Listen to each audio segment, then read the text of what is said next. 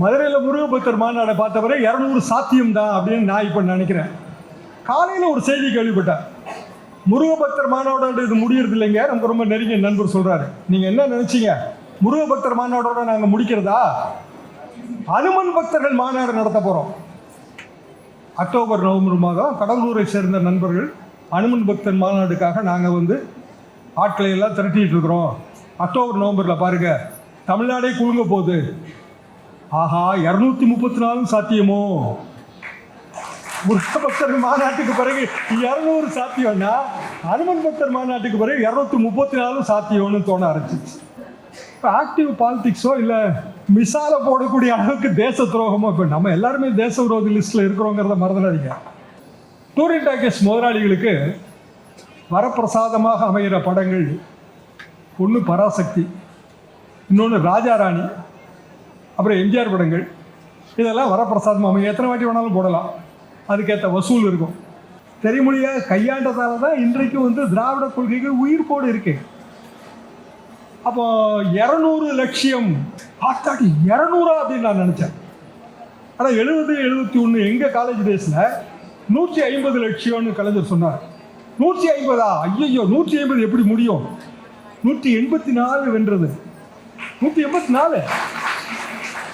In fact என்ன ஆச்சுன்னா, நாங்கள் 69 கலைஞர் அவர் ஒரு நூல் அரசியல். 69 இந்திரா காந்தி அம்மாவுக்கு மெஜாரிட்டி போயிடுச்சு. 25 எம்பி மெஜாரிட்டி தேவை. திமுக எம்பிக்கள் 25 பேர். நான் அப்போ காலேஜ் செகண்ட் இயர் முடிச்சிட்டேன்.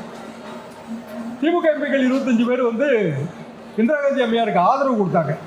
தந்தை பெரியார் தமிழ் காட்டுமிராண்டி பாஷைன்னு சொல்கிறாரு. அதுக்கு மாற்று கருத்தாக கலைஞர் என்ன வைக்கிறாரு? ஆமாம்மா, காட்டுமிராண்டி மொழி தான். கல் தோன்றி மண் தோன்ற காலத்தை முன்தோன்றி மூத்தது தமிழ். அந்த காலத்தில் காட்டுமிராண்டி எத்தனை இருந்திருப்பாங்க. அப்போ ஐயா சொன்னதில் என்ன தவறு இருக்குது? 79 என்னோட முதல் ப்ரெஸ் மீட் எதுன்னா, எம்ஜிஆர் அவர்களும் கலைஞர் அவர்களும் சேர்ந்து கொடுத்தது. Chennai Chepauk guest house. MGR முதல்வர், கலைஞர் திமுக தலைவர், எதிர்கட்சி தலைவர்.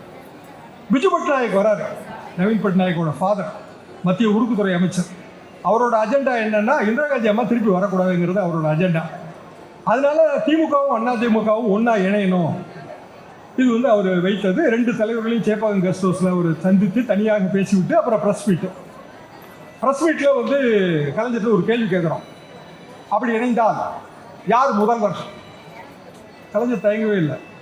திராவிட இயக்கங்கள் இணைவதாக இருந்தால் முதலமைச்சர் பதவி எம்ஜிஆர் அவர்கள். எம்ஜிஆர்கிட்ட கேட்குறோம், அப்படின்னா யார் தலைவர்? திராவிட இயக்கம் இணைவதாக இருந்தால் கலைஞர் தான் திமுகவுக்கு தலைவர். எம்ஜிஆர் சொன்ன பதில். அன்றைக்கு மாலை தமிழிசை சௌந்தரராஜன் திருமணம், எல்லாரும் போகிறோம்.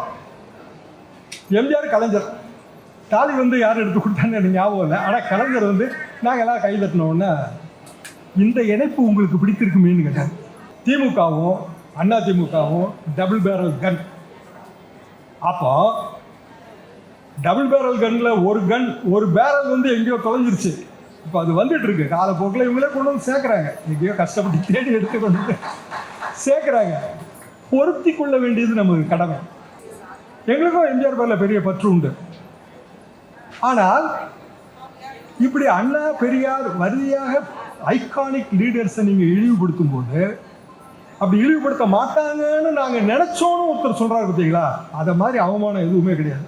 ஏன்னா 8 நாளாக மதுரையில் போஸ்டர் ஒட்டியிருக்காங்க. திராவிட திருட்டு நாய்கள், திராவிட ஓநாய்கள், திராவிடத்தால் வீழ்ந்தோம். போஸ்டர் தள்ளுது. மதுரையில் போஸ்டருக்கு நீங்கள் கேட்கவே வேண்டாம், எல்லாத்துக்குமே போஸ்டர் உண்டாங்க. அப்போ போஸ்டர் கூட படிக்காமலா அந்த கூட்டத்துக்கு வந்தாங்கிற கேள்வி இயல்பாக வருமா வராதா? போஸ்டர் தமிழ்நாட்டு கலாச்சாரத்தில் ஒன்று. தைலாபுரம் தோட்டத்தில் அன்புமணி ஆதரவு போஸ்டரை வெளியில் ஒட்டிட்டாங்க. டாக்டர் உடனே கொதிச்சு எழுந்து கிழிச்செறியான்ட்டார். மகன் போஸ்டரை அப்பாவோட தோட்டத்தில் ஒட்டும்போது அப்பா கிழிச்செறின்றார். என்ன போஸ்டருக்கு உண்டான முக்கியத்துவம் அவருக்கு தெரியுது. அதிமுகவுக்கு ஒரு ஓட்டு வங்கி இருந்ததுங்க. பெண்கள் ஓட்டு வங்கி ரொம்ப முக்கியம். பெண்கள் ஓட்டு வங்கி அது எம்ஜிஆர் ஜெயலலிதா காலத்துலேருந்து அப்படியே கொஞ்சம் கொஞ்சமாக குறைஞ்சி, எடப்பாடி பழனிசாமி அவர்கள் ஆட்சி காலத்தில் இன்னமும் குறைஞ்சி, இன்றைக்கு மகளிர் உடியல் பயணம், உரிமை தொகை இப்படி அப்படியே திமுக நோக்கி அது மைக்ரேட் ஆயிடுச்சு. அப்போ இந்த இடத்துல போலரைசேஷன் எதுல ஒர்க் அவுட் ஆகுது? திராவிட இயக்கம்ங்கிற போலரைசேஷன் தான் இப்போ வந்துகிட்டு இருக்கு. எனக்கு தெரிஞ்சுக்க தமிழ்நாட்டு அரசியல் தலைவர்கள் நேரடி மக்கள் தொடர்பு ரொம்ப குறைவாக வச்சிருந்தது ஜெயலலிதா அம்மா மட்டும்தான். எனக்கு அது ரொம்ப ஆச்சரியமாக கூட இருக்கும். மக்களே பார்க்காம எப்படிடா அரசியல் பண்ணுறாங்க அப்படின்னு. அது எப்படியோ அவங்களுக்கு கை வந்த கலையாயிடுச்சு சினிமாலேருந்து வந்ததுனால. இப்போ விஜய் வந்து அதே ரூட்டில் தான் ட்ராவல் பண்ணணும்னு நினைக்கிறாரு. நேரடி மக்கள் தொடர்பு வேண்டியதில்லை, நம்ம வந்து ஒரு இது வரைக்கும் ஒரு பனையூரை தாண்டலை, பனையூரை தாண்டாலும் ஏதோ தஞ்சாவூர்லேருந்து ஸ்டார்ட் பண்ண போகிறதாக சொல்கிறாங்க. ஆகஸ்ட் மாதம் 90களில் வந்து லாயலா காலேஜில் என்னோட பியூசி நண்பர் 65 பியூசி இந்திய போராட்ட செட்டு, அவர் பேர் ராமு. அவர் லாயலா காலேஜ் ப்ரொஃபஸர். நீங்கள் வந்து இதழியல் வகுப்பு நடத்துங்க சரின்னு கௌரவ வகுப்பு. பத்திரிகையாளனுக்கு எப்பவுமே காசு கொடுக்க மாட்டாங்க, ஃப்ரீயாக போய் நடத்தணும். இருந்தாலும் மக்கள் தொடர்புக்காக போயிடுறது தான். 2 ஸ்டூடெண்ட்ஸ் இவங்களை பார்த்துங்க. அந்த வம்சத்தை பற்றி ஆண்டாள் பெரிய சொல்லும்போது எனக்கு அந்த பழைய ஞாபகம் வந்துச்சு. இந்த இருக்கார்ல இவர் தான் சரவணன், இந்த இருக்கார் பாருங்க இவர் தான் ஜோசப். ராமு சொல்கிறாரு, ராமு கமலஹாசனுக்கெல்லாம் ஃப்ரெண்டு.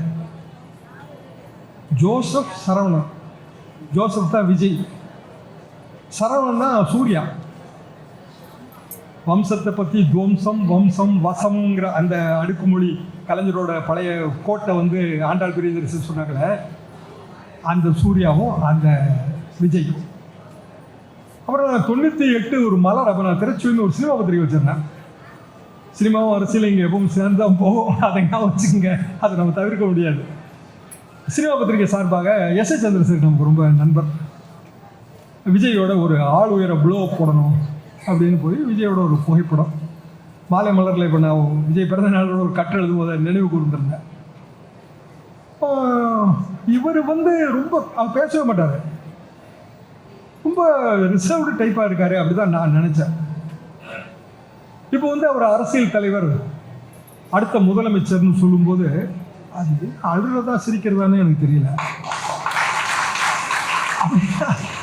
இந்த அரசியல் தலைவர்கள் தமிழ்நாட்டில் முதலமைச்சராக இருந்தவங்க ஓமந்தூர் ராமசாமி ரெட்டியார்லேருந்து, ராஜாஜியிலேருந்து, காமராஜர்லேருந்து, அண்ணாவிலேருந்து, கலைஞர்லேருந்து, எம்ஜிஆர்லேருந்து, ஜெயலலிதாவிலேருந்து அரசியல் தலைவர்களாக இருந்தவங்கெல்லாம் இப்படியா இருந்தாங்க. அப்போ என்ன கனவு இது? இன்றைக்கு வந்து ஒரு முக்கியமான நாள். ஒன்று விபி சிங் பிறந்த நாள், நம்ம எல்லாருமே மனதில் வைக்கணும். நீங்களும் நானும் இப்படி நின்று பேசிகிட்டு இருக்கிறோம், துண்டு வாங்குகிறோன்னா அதுக்கு முக்கியமான காரணங்கள் அண்ணா காலம், கலைஞர் காலம், விபி சிங் காலம், அதை மறந்துடக்கூடாது.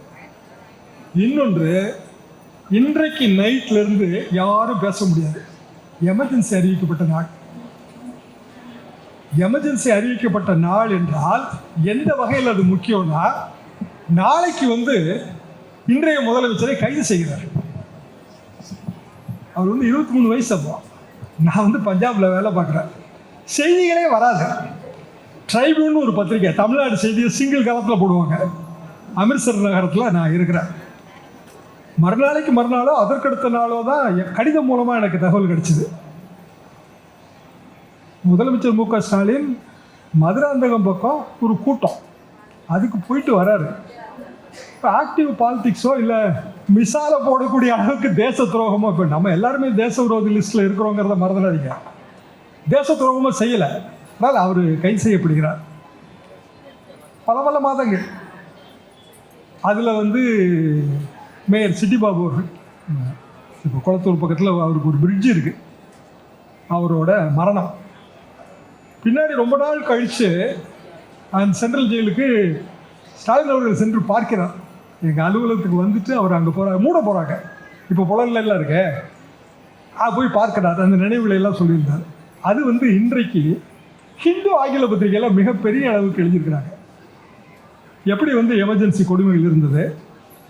அப்போ கலைஞர் என்ன பண்ணார்? 75 ஜூன் மாதம் 25ஆம் தேதி, இன்றைக்கு 50 வருடங்களுக்கு முன்பு அவசர நிலை பிரகடனம். இந்தியாவில் இருக்கிற எல்லா தலைவர்களுக்கும் அடைக்கலம் கொடுத்தது தமிழ்நாடு. எல்லா தலைவர்களுக்கும், ஜார்ஜ் பெர்னாண்டஸ் உட்பட, எமர்ஜென்சியை எதிர்த்து குரல் கொடுத்த இயக்கம் திமுக. அப்பேற்பட்ட இயக்கம், அப்பேற்பட்ட தலைவர்கள். அந்த வரிசையில் தான் நம்ம எல்லாரும் இப்போ இருக்கிறோம். இதை வந்து மனதில் கொண்டு நம்ம வந்து செயல்படணும். நாங்கள் வந்து ரொம்ப கிராமம்.